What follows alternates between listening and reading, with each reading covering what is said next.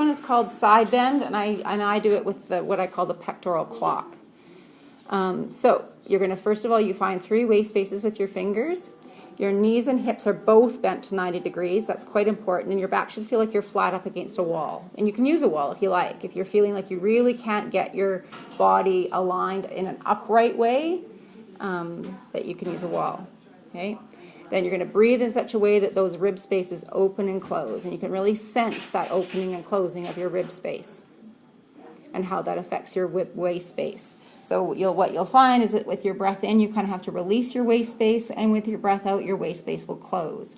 Again, being less dominant or less active with your back muscle.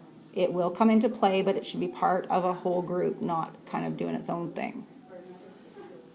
Okay, now, put that arm out in front of you at 90 degrees. Reach that arm out in front. That's it. Now, what I want you to do is I want you to swing that arm up like a rainbow that goes up above your head. Yeah, keep swinging. And now watch it. You watch your hand. So keep looking at your hand. And you're going to roll all the way as far as you can comfortably looking at your hand. But you have to be able to see your hand the whole way. And you keep swinging your arm around. And only go as far as is easy for you. Don't make it hard. Don't make it strenuous. Don't make it strainful. Now bring your arm back again, watching your hand, watching your hand, watching your hand. That's it. Keep watching. Keep your hand in sight. So move your arm a little bit upwards if you have to keep it easier to see until you roll all the way back and let go.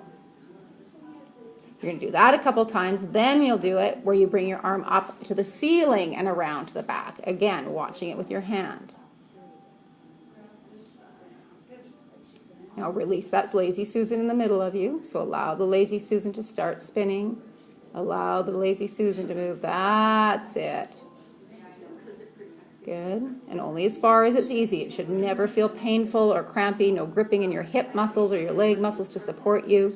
It should be a balanced movement. And then bring it back again. Good. Now we're going to add the third part. So you're going to do that same thing, and then what you're going to do is you're going to bend that arm and put that hand behind your head. Okay, so yeah, but only once you're over the, so do the over the top. Releasing the waist space, you're moving from your arm. I want you to let your shoulder blade start, let the shoulder blade kind of start the movement, then release the waist space. Let the shoulder blade keep sliding. Let the shoulder blade keep sliding. Let the waist space releasing. Think of that lazy Susan. That's it. This isn't about your arm. This is about the middle of you. Good. Now, put that hand behind your head so your head is supported. Put it right around so it wraps around right to the back. And let your elbow fall as open as it can. Then I want you to breathe in and feel those rib spaces opening on the top. And then as you breathe out, I want you to close those rib spaces and use that closing of your waist space to lift your upper body ever so slightly away from the floor. So breathe in to make rib spaces, and then breathe out, and don't pull with your elbow. Your elbow stays relaxed back. There's no effort in your neck. It's only coming from the middle of you.